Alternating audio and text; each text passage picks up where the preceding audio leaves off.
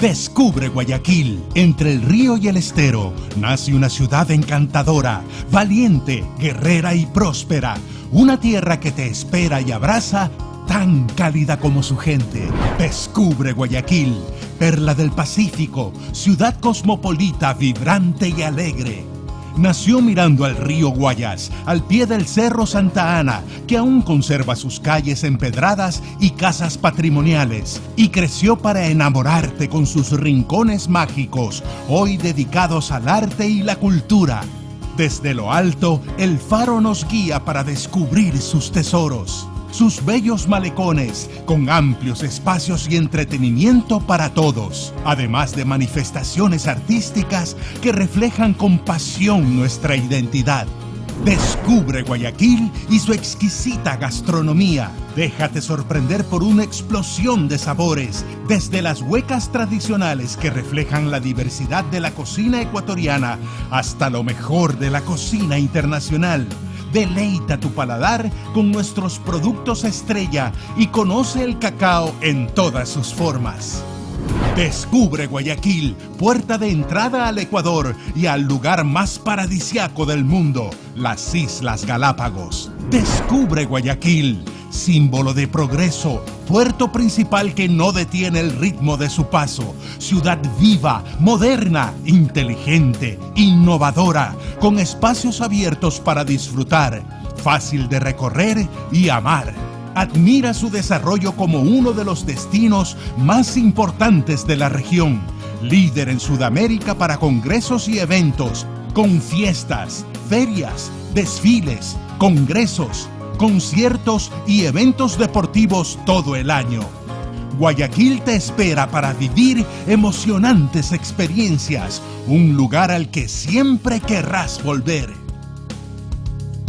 Guayaquil es mi destino.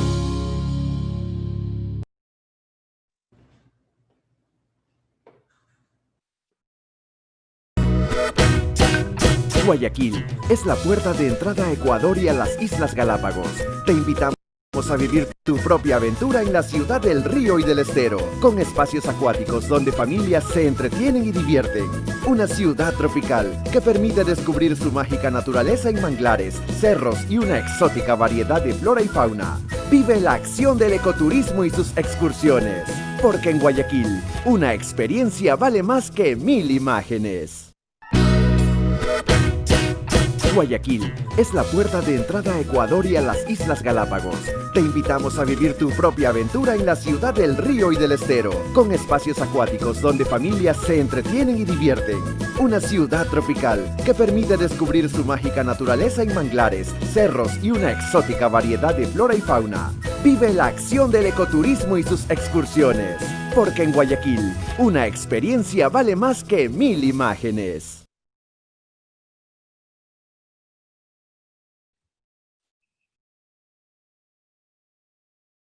Bueno, creo que ya estamos. Javier, ¿me ayudas poniendo la cámara hasta que se ingresen todos los participantes? Igual, Paulina, por favor.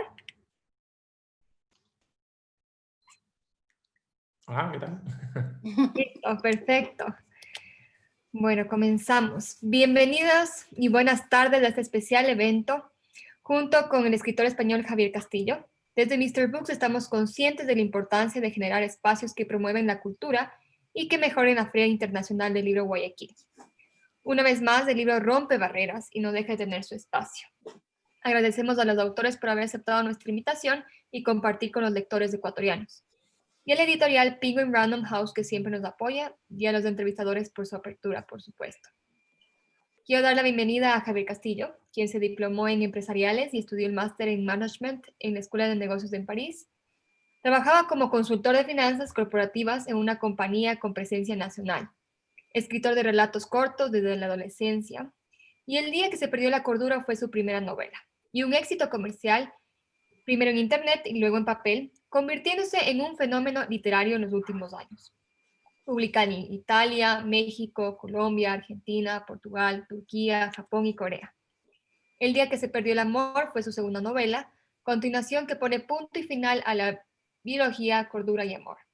Sin embargo, en 2019 publicó su tercera novela llamada Todo lo que sucedió con Miranda Huff, y hace pocos meses su última novela por la cual estamos todos reunidos aquí, La chica de nieve. Por otro lado, tenemos como entrevistadora a Paulina Gándara, quien tiene una maestría en docencia e investigación en la Universidad Católica del Ecuador. Además, ha sido más de 30 años profesora de lenguas, lingüística y literatura en la misma universidad, y durante 4 años fue subdecana de la Facultad de Comunicación, Lingüística y Literatura. Actualmente es parte importante de la comunidad de clubes de libro del país y asesora literaria. Antes de iniciar el evento, quisiera recordarles que los libros del autor pueden encontrarlos en el stand de Mr. Books o directamente en nuestro sitio web www.mrbooks.com, y recordarles que justo por feria estamos con el 25% de descuento. Y bueno, además de invitarles al sorteo del libro La chica de nieve, entonces a continuación voy a colocar un código QR en la pantalla para que aquellos asistentes puedan escanear el código. Este código lo voy a poner nuevamente una vez que Paulina finalice la entrevista en caso de que no alcanzaron a escanear. Solicito prendan sus cámaras si están en iOS o abran su aplicación si están en Android y llenen el formulario. Al finalizar el evento, sortearemos al ganador. Voy a dejar unos pocos minutos antes de iniciar y les doy paso a Paulina y Javier.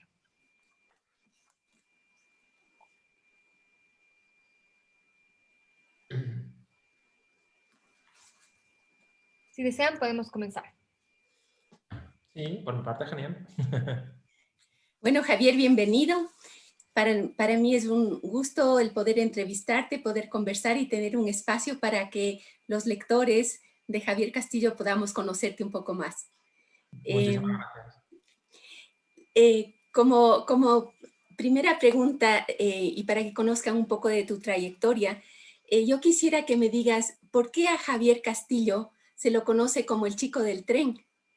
Bueno, es una bonita historia, y es que, como bien ha dicho antes Fernanda, yo antes tenía otra profesión, era consultor de finanzas y yo escribía por hobby, escribía relatos cortos por hobby, y como no tenía tiempo para escribir, el único lugar en el que me daba tiempo a escribir era en el trayecto al trabajo.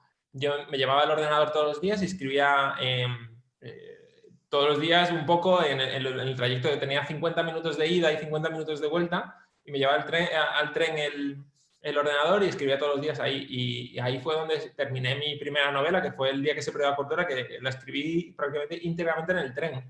Y a raíz del éxito que tuvo la novela, ¿no? que llegó como... Ha sido la verdad que una auténtica locura lo que ha pasado con ella.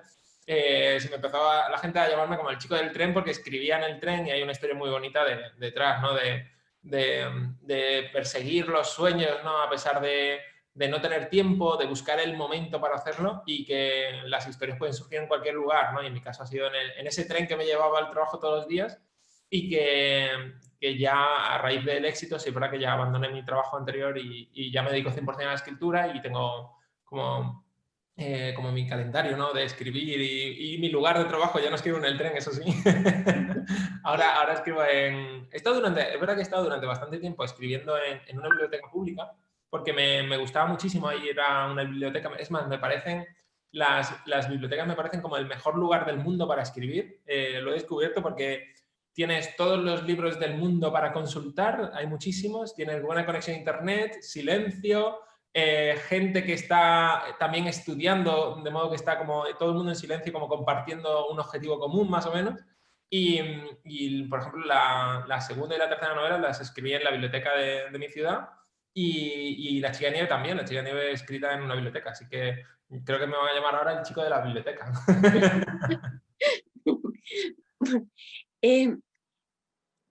Tú escribes principalmente thrillers de suspense, la novela negra. ¿Cuál es el encanto de la novela negra que ahora muchos lectores buscan este género? Yo creo que siempre, la novela negra y el suspense, yo creo que siempre han estado de moda, en realidad. Siempre, al menos el estilo thriller, ¿no? Siempre ha estado de moda, al menos desde principios del siglo XX hasta ahora, más que nunca. Pero yo creo que es porque tiene un componente especial, que es una pregunta siempre sin responder, ¿no? Y siempre te va levantando preguntas. Es más, normalmente las novelas de suspense o thriller arrancan con con un gran interrogante que necesita resolver. Arranca con un cadáver en una habitación, alguien desaparece o secuestran a alguien, ocurre algo muy dramático al inicio y necesita respuesta, ¿no? Y esa respuesta la vas buscando a lo largo de la novela y también vas generando nuevas incógnitas a lo largo de la novela, ¿no? Resuelves una pregunta y aparece otra, ¿no? Y este juego de preguntas y respuestas funciona muy bien ahora porque te genera tal curiosidad que capta muchísimo la atención. Y al captar muchísimo la atención hace que sea más fácil que la gente se atrape por ellas y las lea, ¿no? y termine la novela. Yo creo que ocurre mucho, muchísima gente que cuando encuentra un libro empieza a leer, no ocurre nada y dice, bueno, no sé qué está pasando, no sé hacia dónde va. Y acaba como abandonando, mucha gente abandona las lecturas porque no acaba llamándoles de ninguna manera, ¿no? Y la novela negra y el suspense tiene ese componente desde el inicio que hace que guste a muchísima gente, a gente que lee menos, que lee menos asiduamente, consigue al menos captarle la atención desde el inicio para que llegue al final, sobre todo. Ya. ¿Cómo afrontas tú la creación de los personajes? Yo creo es muy curioso, porque en mi caso no arrancan los personajes, no los tengo muy definidos en mi cabeza cuando empiezo a escribir. Sé lo que les va a ocurrir, porque eso sí lo planifico muchísimo la trama en sí, y luego los personajes son como para mí al principio una especie de, no sabría decirte, una especie de tronco en bruto, que va a ser una mujer de tal rango de edad que ha sufrido, ¿no? Y tengo esa línea, esas 3 líneas, y luego a lo largo de la escritura voy como talando ese tronco y buscándole las aristas y la complejidad y ese componente dramático lo percibo muchísimo más y acaba teniendo como muchísima más profundidad, pero al inicio suelen ser como muy etéreos, ¿no? Tengo como la idea general de lo que quiero que sean, pero no sé en realidad cómo van a ser. Ni siquiera físicamente nunca me los imagino.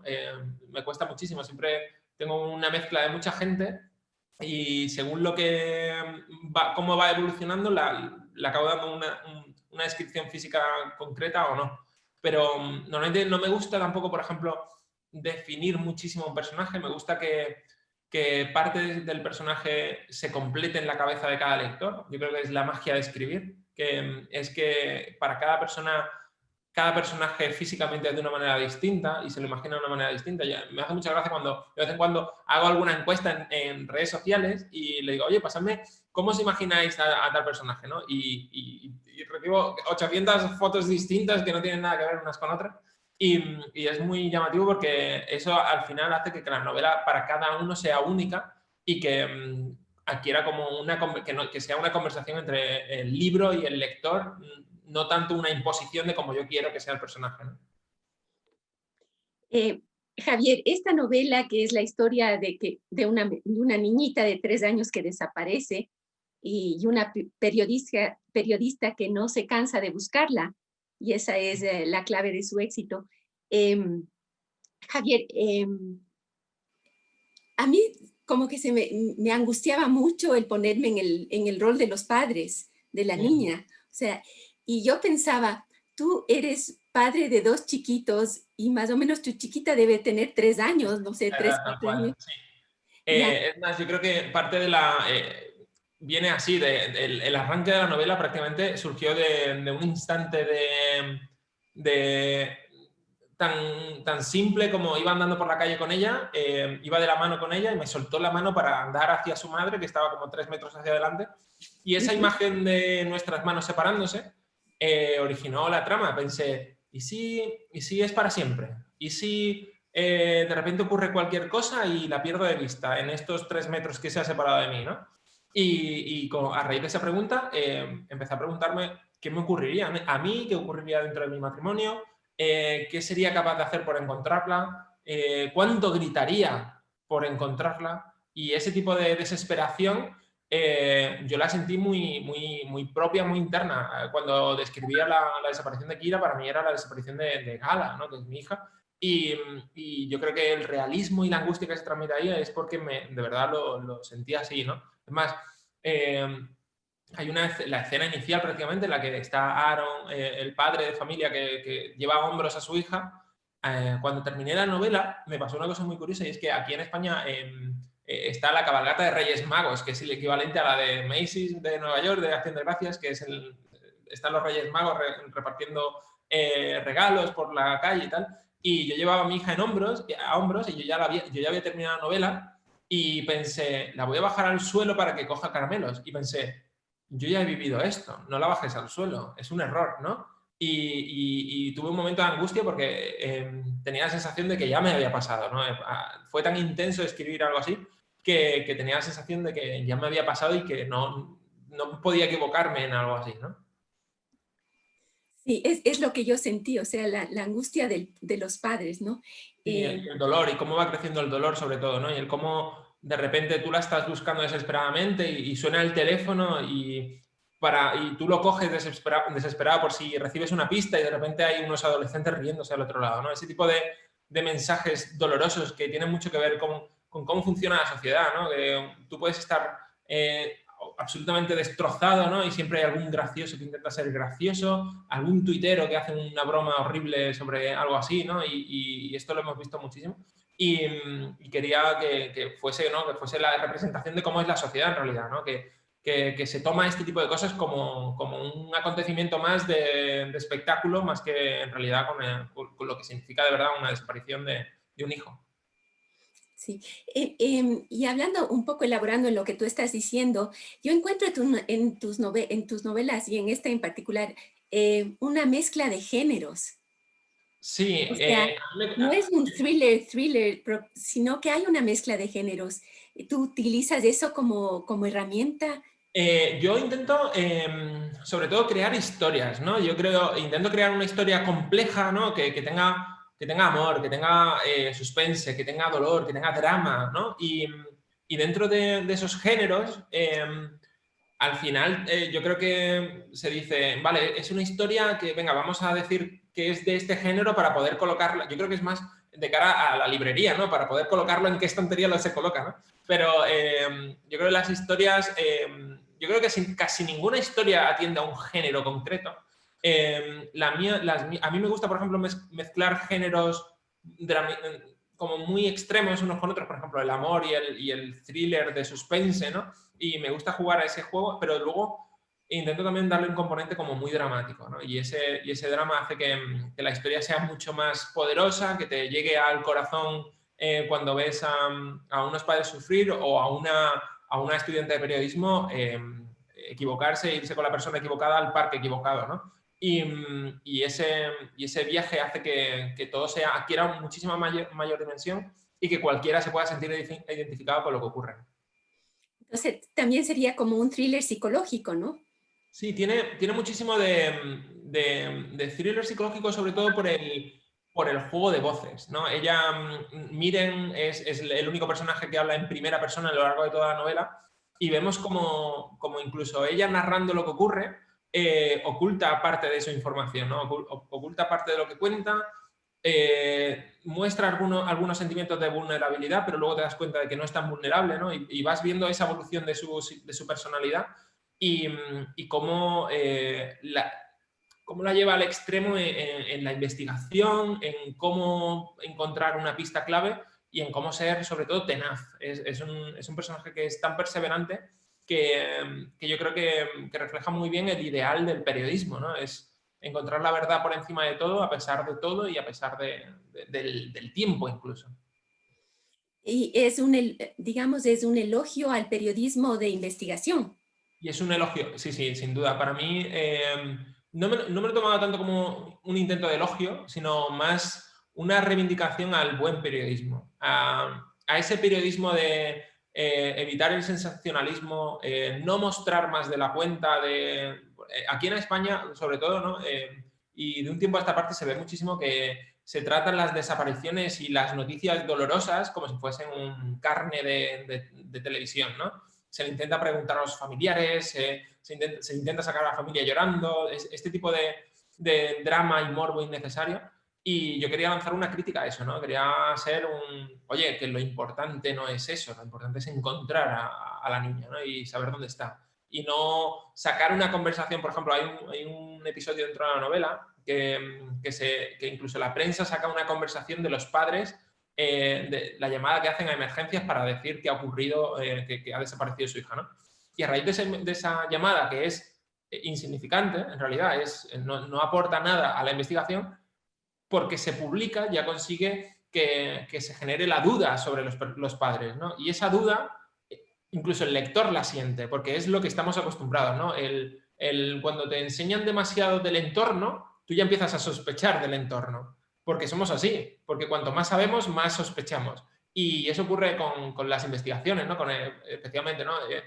Aquí, imagínate, asesinan a un niño y te empiezan a contar la vida de toda la familia y ya sospechas sobre la familia, en lugar de pensar, oye, ha podido ser cualquier persona, y ya estamos sacando todos prejuicios, sentenciando a alguien concreto de ese entorno porque sí, y luego se resulta que no tenía nada que ver, y hemos estado 4 meses dilapidando a una persona porque tenía mala cara o no sabía reaccionar emocionalmente en una entrevista, ¿no? Por poner un ejemplo. Hay momentos en que leyendo La chica de nieve, parece como que estuvieras dentro de una película. Intento ser... ¿Hay un trasfondo de cine en tu novela? Intento ser, no llevarlo al extremo de que sea muy audiovisual, pero sí intentar, sobre todo, que tenga el ritmo alto y suficientemente descriptivo para que sea fácil de leer y de disfrutar, ¿no? Yo creo que la gente... Intento escribir con la única intención de que la gente, cuando abra una de mis novelas, se encuentre una película imposible de dejar de leer, por así decirlo, ¿no? Intento que la gente no se le ocurra abrir Netflix y ponerse a ver otra cosa, ¿sabes? Que una vez que abra la primera página digan, venga, un capítulo más, como hacemos cuando estamos viendo una serie, ¿no? Pues la única intención es esa, y he intentado construir las tramas del modo en que siempre tienes una pregunta, siempre tienes una incógnita, y que sobre todo te atrape muchísimo desde prácticamente el primer párrafo, ¿no? Ese primer párrafo tan doloroso que ya te pone en preaviso de lo que va a pasar. Y eso justamente, ¿crees tú que esos son los retos que enfrenta un escritor en este siglo? Yo creo que el principal reto que tenemos los escritores es que competimos contra más planes de ocio que nunca en la historia de la humanidad. Antes solo podías o dar un paseo por la calle o leer, o no había televisión, y cuando había televisión era en blanco y negro, ¿no? Y era como todo más complicado, y había muy pocos planes de ocio, y ahora hay infinidad. Está el móvil continuamente sonando, están todas las redes sociales, está Twitter, Instagram, TikTok, Netflix, Amazon Prime, HBO, todos los planes de ocio posibles, más el cine, más los amigos, más la familia y todo. Y yo creo que competimos contra tanto que hay que escribir de una manera muy interesante, al menos que sea muy atrayente, porque también es verdad que hay géneros y géneros, ¿no? Y estilos y estilos. Pero en mi caso yo he descubierto que la gente que me lee es gente que no suele leer tanto, porque no encuentra nada que le llame lo suficiente la atención para no irse a hacer otra cosa cuando empieza un libro. Y yo tengo la sensación de que una vez que una persona cierra el libro, puede pasar que no lo abra de nuevo. Me da miedo que ocurra eso, ¿no? De que diga, bueno, sigo mañana, y ya no vuelve a él. Y ya pasa un día, pasa otro día, porque se empieza a entretener, y me da miedo eso, me da tanto miedo eso, que intento escribir de una manera tan atrayente que sea imposible dejarlo, ¿no? Yo creo que el mejor piropo que le pueden decir a un escritor es: me he quedado hasta las 5 de la mañana leyéndote porque no podía parar de leer, ¿no? Y yo he descubierto que es el mejor piropo que me dicen. Cuando me dicen eso, siempre digo, lo siento muchísimo por tu trabajo al día siguiente, pero es un piropazo y es como el mejor halago posible. Entonces, ¿cómo tomas tú la crítica de tus lectores? Me la tomo muy bien. La verdad que, a ver, tengo suerte y la crítica... la que más me importa es de mis lectores, ¿no? Es la que más me importa. Y tengo suerte de que a la mayoría le gusta. Y a que no le gusta, intento verlo como el punto intermedio de intentar descubrir por qué. Porque si hay una crítica que se repite muchísimo, suele tener un motivo, ¿no? En cambio, si oye, no me ha gustado, pues es normal. A mí yo leo muchísimo y no todo me gusta, ¿no?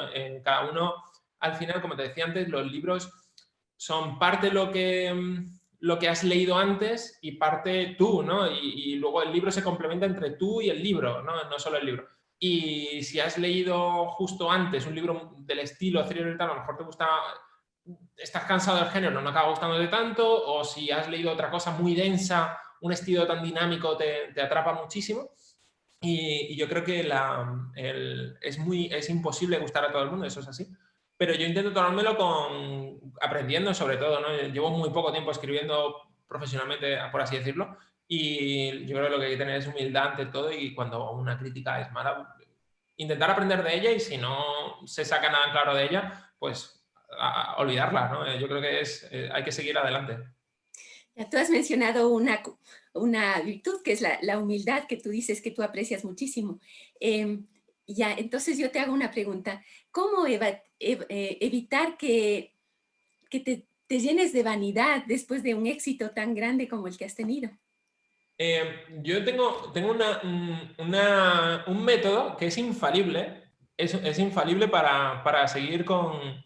Hay dos cosas, ¿no?, que te acaban manteniendo, y es rodearte de tu entorno de siempre, no cambiar tu entorno, tu círculo de amigos, tu familia y tal, y sobre todo considerar que todo lo que te pasa es puro azar. Yo soy una persona que cree muchísimo en el azar, ¿no? Que a lo mejor hubiera publicado mis libros en otro momento, con otro título, porque lo cambié a última hora y tal, a lo mejor no hubiera funcionado, ha sido como una cadena de momentos que se han encadenado uno detrás de otro, que me considero un afortunado, ¿no? Y el primero es, voy a desarrollar un poco el primero para que lo entiendas, ¿no? El no cambiar el entorno.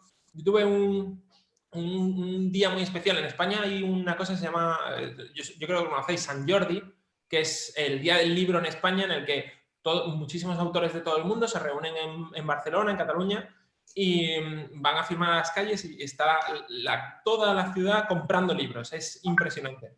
Y es un día muy especial porque yo recuerdo que fui a ese Sant Jordi y firmé, no sé si fueron 1.500 libros, 2.000 libros ese día, ¿no? Al día siguiente me habían invitado para comer en la Casa Real con los Reyes de España. Estuve comiendo con los Reyes de España. Luego, en el tren de vuelta, compartí trayecto de tren con el Premio Planeta, Dolores Redondo, una autora a la que yo siempre he admirado muchísimo y la admiro muchísimo más como persona. Y hablando durante 3 horas de trayecto en tren con una de las escritoras que más he admirado nunca, ¿no? Y hablando sobre novela negra, suspense, giros y demás. Y luego llegué a casa por la noche, y después de esos 2 días concentrado de Casa Real, fama, éxito y demás, llego a mi casa y me encuentro a mi madre, a mi abuela, a mi mujer, y me dice mi abuela, le empecé a contar todo esto y me dice, Javi, todo eso está muy bien, pero ¿tú has cenado? Y le digo, mira, pues abuela, todavía no he cenado, tienes razón, venga, vamos a hacer algo aquí de comer rápido. Hicimos una tortilla de patatas, que es algo muy simple y tal, y estuvimos allí todos, y en realidad te hace darte cuenta que tu felicidad en parte es el éxito, pero en realidad la que te hace de verdad feliz es estar con tu familia, tu entorno, y eso es independiente de cuántos libros vendas, cuánto dinero ganes o quién seas. Al final eso es tu entorno cercano siempre lo mejor es tenerlo cerca y no olvidarte de él nunca. Bueno, a mí me encantó tu dedicatoria, porque me conmovió mucho. Tú empiezas diciendo, a ti abuela, aunque nunca leas esto, pero seguro que lo puedes sentir. Sí. Y a ti mamá, por ser ejemplo de todo cuanto soy.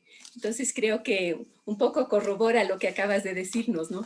Sí, y además lo de mi abuela precisamente es muy bonito, porque mi abuela no sabe leer, y es una persona a la que yo le leo los libros. Yo mis libros se los leo yo a mi abuela, y me emociona muchísimo poder dedicarle uno y sabiendo que no lo va a leer ella, pero que yo se lo voy a contar, ¿no? Y es como muy, muy bonito esa relación que tenemos ella y yo. Y que, bueno, es que para mí es como mi centro, ¿no? Es como el pilar que yo creo que los abuelos deberían ser eternos. Yo también. Javier, Una de las cosas que más me gustó es la manera en la que tú empiezas. Primero que, bueno, tus capítulos son muy cortos, muy ágiles, tienen giros, ¿no? Y manejas el tiempo, vas del presente al pasado, etcétera. Pero una de las estrategias que utilizas es empezar siempre con una frase. Ah, sí, Sí. en La chica de nieve. Sí, por ejemplo, en el capítulo 1 tú dices, lo peor siempre se fragua sin que lo puedas intuir. Y empieza el capítulo. Pero todos los capítulos, digamos, casi el 99% de los capítulos empiezan así. Sí. ¿Por qué lo haces? Lo hago sobre todo para sentar el tono de lo que va a ser el capítulo y de lo que te vas a encontrar, ¿no? Por ejemplo, ese capítulo que dice lo peor ocurre sin que lo puedas intuir es la desaparición de Kira, ¿no? Es el capítulo en el que ocurre la desaparición. Y cada capítulo intenta como sentarte el tono de lo que va a suceder en ese capítulo. Es verdad que no sabes por qué y lo que te encuentras dices, ostras, ¿pero qué va a pasar y por qué me dice esto, ¿no? Y ya te ponen una predisposición a una pregunta sin respuesta. A mí me gusta mucho jugar a dejar en el aire cosas para seguir teniendo este gusanillo por descubrir y estas ganas de descubrir qué va a pasar, y simplemente con una frase ya eres capaz de intuir que no, ya simplemente no sabiendo por qué he puesto la frase ya te genera inseguridad y ganas de leer, ¿no? Y es una parte más yo creo que complementa el libro de una manera que eso, ¿no? Con el tono sobre todo de lo que se lee y también para hacerte pensar, ¿no? Sobre todo, cada frase tiene mucho que pensar dentro de ella y a muchísima gente le ha gustado. No la he incluido nunca en ninguna otra novela, solo en La chica de nieve, y a muchísima gente le ha gustado. Yo creo que es uno de los aspectos que realmente gustan. Javier, ¿cómo te sientes cada vez que empiezas a escribir una nueva obra? Inseguro, muy inseguro. Yo creo que inseguro, entre comillas, sé hacia dónde voy, sé todo lo que quiero contar, sé más o menos qué va a ocurrir a lo largo de la novela, pero me genera mucha inseguridad el proceso, ¿no? El salirme de mi esquema personal, ¿no? Porque yo tengo más o menos claro hacia dónde voy, lo que quiero contar, qué va a suceder más o menos en cada capítulo, y eso yo lo planifico todo antes de ponerme a escribir, y eso me facilita un poco la vida, ¿no? El proceso de escritura sobre todo, pero tengo mucha inquietud porque uno escribe en solitario, ¿no? El trabajo de escritura es muy curioso porque estás solo, en realidad. Estás tú con tu ordenador, con tu cabeza, con tus pensamientos, con tus recuerdos, con tus emociones, y de repente tienes que escribir algo que va a leer 500.000 de personas, ¿no? Y cuando tienes esa sensación de que tanta gente se va a meter en tu cabeza, te da sensación de inseguridad porque uno nunca sabe si su cabeza es correcta, ¿no? Y lo que tú piensas es correcto. Y yo escribo con la ilusión de seguir acertando, y por ahora he acertado, a la gente le ha gustado todo lo que he escrito, pero por ejemplo ahora estoy escribiendo la siguiente y tengo ya esa sensación de dudas, ¿no? Sé que la premisa es muy interesante, al menos a mí me resulta muy interesante, y lo único que deseo es que a la gente le parezca interesante lo mismo que a mí. Yo más o menos escribo para mí, y la única duda es, espero no haber cambiado y que a la gente le siga pareciendo interesante lo mismo que a mí me sigue pareciendo interesante, ¿no? Yo leí que en algunas de las entrevistas que la primera persona que lee tu obra es tu mujer. Sí, es ella, es ella. Ella es mi editora jefe de la novela.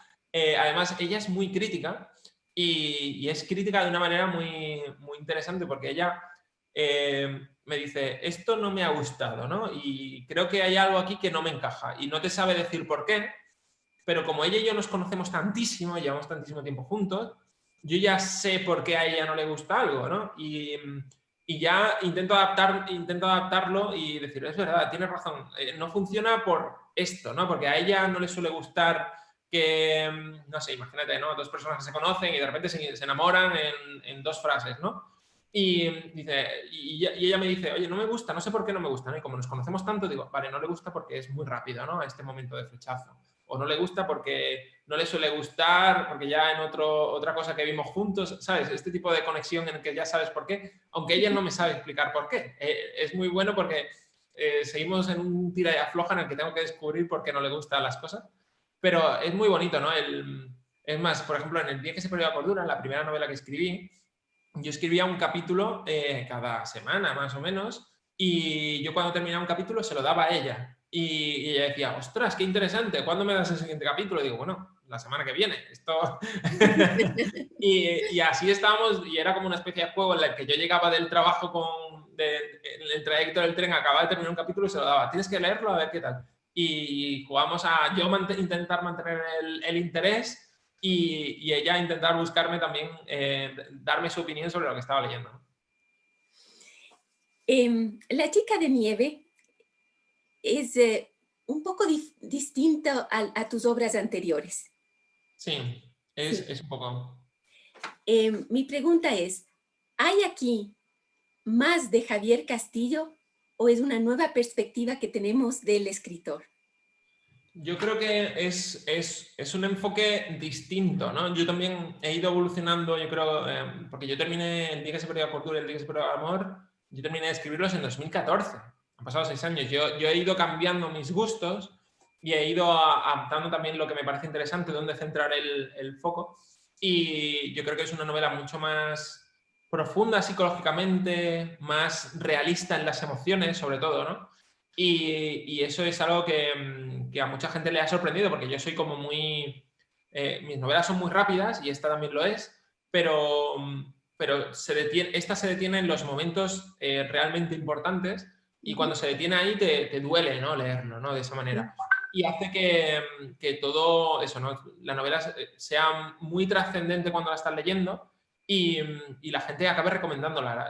Yo creo que mucha gente la está recomendando por lo que le hace sentir, ¿no? El día que se perdió la cordura, sé que se recomendaba porque era una explosión continua de acontecimientos, uno detrás de otro, tan muy rápida. Y La chica de nieve, igualmente, aunque pasan cosas tan dramáticas, pasan menos cosas, pero más dramáticas.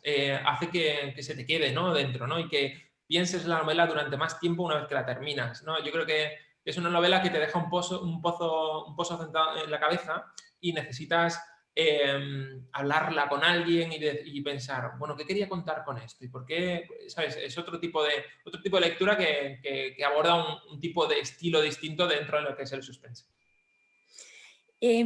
Yo, como te dijo Fernanda, estoy vinculada a los clubes de libro. Ah, qué bueno. Me gusta mucho interactuar con los distintos clubes. Y ¿qué mensajes nos darías a las personas que pertenecemos a los clubes de libro? Yo, la verdad es que me encanta que la gente comparta el proceso de lectura, y la verdad que estoy como muy agradecido a los clubes de lectura, porque muchísimos han elegido mis novelas para comentarlas, y además muchas veces me envían como análisis y conclusiones que han sacado entre ellos, y me parece como un juego maravilloso en el que intento participar, y la verdad que estoy súper agradecido. Es lo único que intento siempre estarlo, porque es una parte que yo no conocía como escritor, sí como lector. Yo he estado en algunos clubes de lectura y tal, y yo era de los callados, yo era de los que nunca hablaba, porque me costaba mucho expresar mi opinión sobre un libro, ¿no? Y admiro muchísimo a la gente que debate y analiza un libro en mayor profundidad, casi más que el autor incluso, y la verdad que es muy divertido luego ver esas conclusiones y recibirlas, sobre todo, ¿no? Es muy divertido porque te plantean, oye, ¿y por qué este personaje hace esto de esta manera? ¿No? Y llega un punto que tú dices, pues es verdad, ¿no? Ese personaje ha hecho eso y se ha equivocado haciéndolo, y como un ser humano más, y el club de lectura te lo comenta de esa manera, ¿no? Y la verdad que es muy bonito. ¿Cómo es Javier Castillo como lector? Yo soy muy lector, pero muchísimo. Soy de esos lectores que leen 5 o 6 libros en paralelo. Además, me gusta tener 5 o 6 libros en paralelo de distinto género y de distinto estilo de escritura, sobre todo para tener siempre una lectura en pie, ¿no? A mí me ocurre que cuando he tenido una única lectura, y ha habido pasajes que no me han acabado convenciendo, he acabado abandonando la novela. En cambio, cuando tengo 4 o 5 libros en paralelo, cuando me apetece algo concreto, leo el que me interesa. Y luego, cuando me apetece otra cosa, vuelvo al otro, ¿no? Y voy avanzando en todos, en una especie de juego con un globo, ¿no? Que lanzas 5 o 6 globos al aire e intentas que no se te caiga ninguno y pues más o menos igual. Y la verdad que soy muy crítico leyendo y muy metódico. Intento, no sé, leer como 70, 80 libros al año seguro. Y leo de todos los géneros, pero es verdad que tiro más hacia el thriller. Y para terminar, porque desgraciadamente el tiempo se nos acorta, ¿qué has aprendido tú al escribir La chica de nieve? Yo he descubierto que un buen personaje con un pasado muy doloroso es capaz de quedarse contigo. A mí me ha pasado con Miren, que Miren es la protagonista, la protagonista de La chica de nieve, es la investigadora, la que está en este periódico, y su pasado, su fuerza narrativa sobre todo, ¿no? Esa voz que tiene cuando describe, una vez que terminé la novela se me quedó dentro, se me quedó sus inseguridades, se me quedó todos sus miedos, cómo afronta sus problemas, y además durante mucho tiempo me volví un poco más callado a raíz de que ella era callada, ¿no? Y me he dado cuenta de que jugar con personajes de este tipo te afecta de verdad, ¿no? Y eso es algo que me preocupa de cara a seguir escribiendo novelas de este tipo. Llegará un punto de cuando escriba 4 o 5 novelas con un personaje muy atormentado, a lo mejor me vuelva yo muy atormentado. ¿Y será que nos vamos a encontrar nuevamente con Miren en una nueva obra? Puede ser, no lo descarto ni lo confirmo.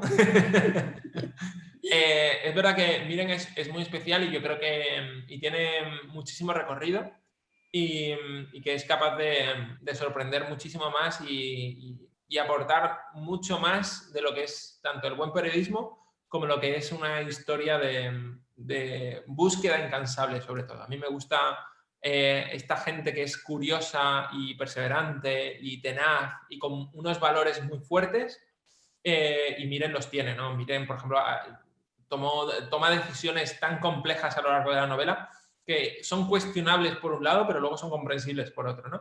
Y esta fortaleza ética que ella tiene da mucho juego tanto para escribir como para pensar, sobre todo, con ese tipo de momentos, ¿no? Bueno, perdón que les interrumpa, está súper entretenida el conversatorio. Me encantaría que nos podamos alargar y sobre todo tenerte acá con nosotros, pero bueno, ha sido una charla espectacular. Muchas gracias, Paulina, y muchas gracias, Javier. Por cuestión de tiempo, vamos a dar paso a algunas preguntas del público que tenemos. Antes quisiera compartir nuevamente la pantalla mientras digo la pregunta del código QR para aquellas personas que no han alcanzado a escanearlo, ¿no? Lo que tienen que hacer es abrir la cámara del celular y la fotografía les va a enfocar al código QR, si es que es en iOS. Y en Android, descargarse la aplicación y la aplicación les lleva directamente a un URL para que llenen el formulario.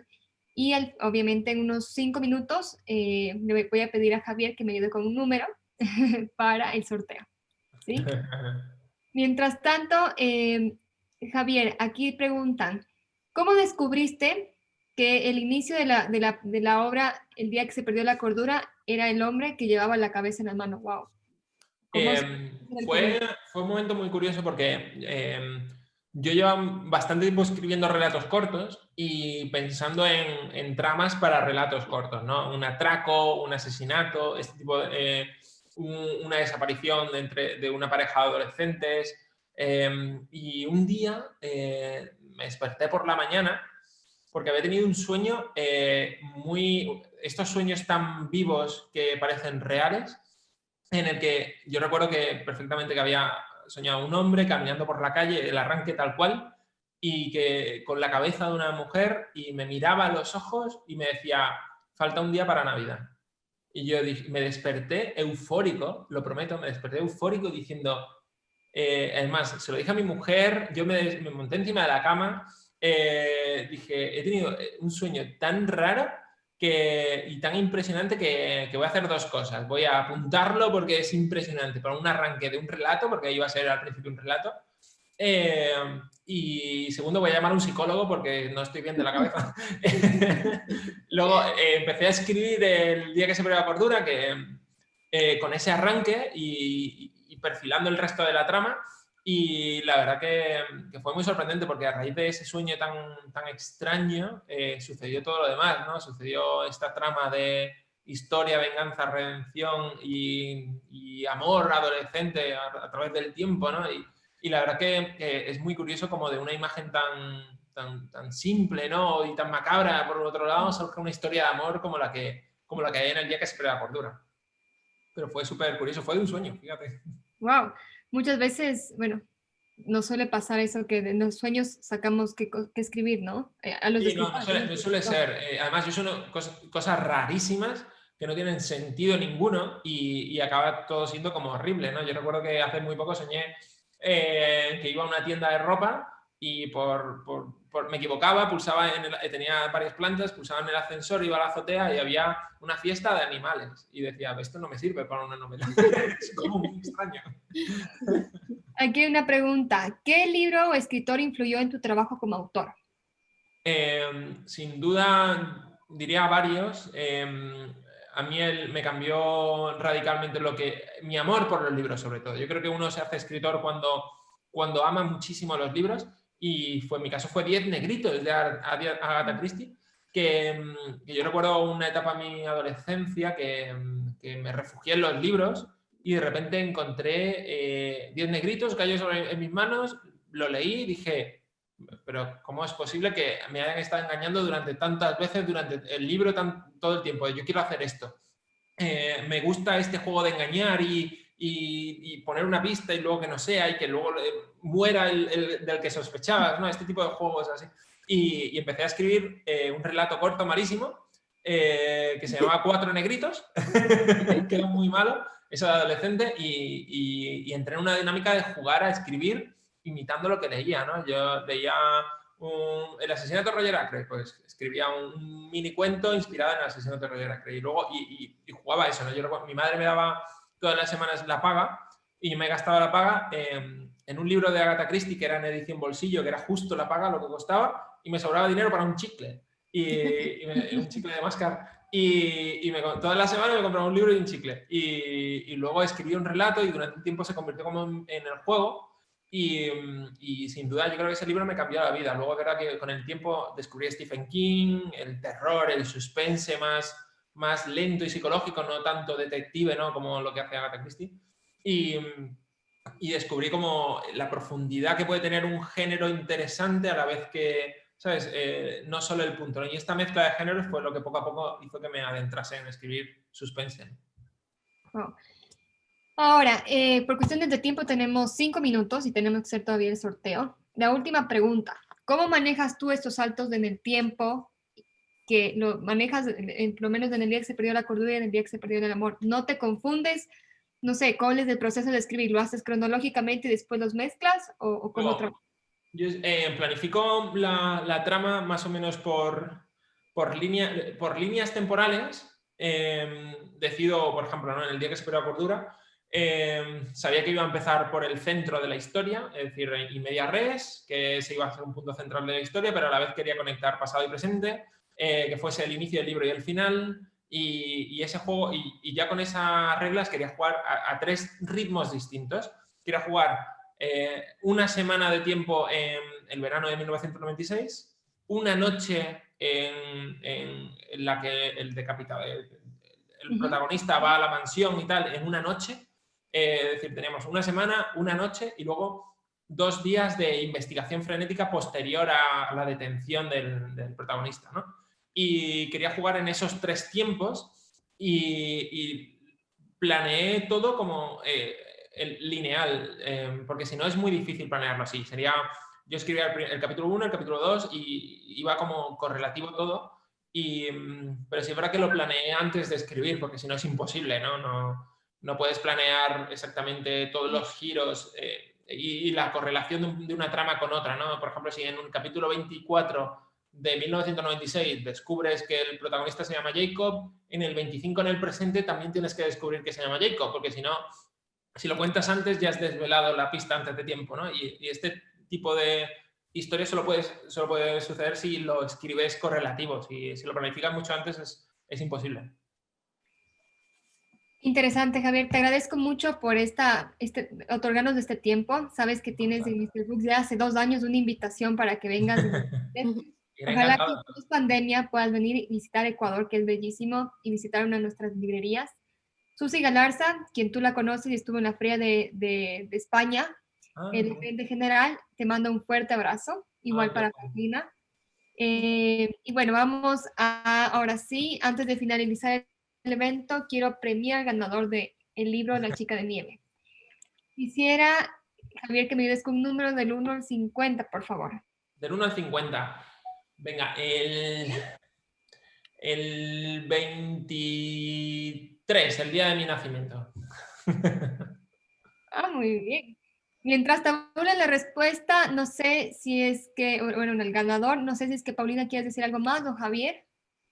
Nada, yo quería daros las gracias por la oportunidad, por el rato, la charla. De verdad, muchísimas gracias a Mr. Brooks, a Penguin, a todo Ecuador por todo el cariño que me llega siempre a través de las redes sociales y ojalá veros pronto y por favor cuidaos muchísimo, que la situación es muy complicada y que ojalá veros pronto y daros un abrazo cuando todo acabe.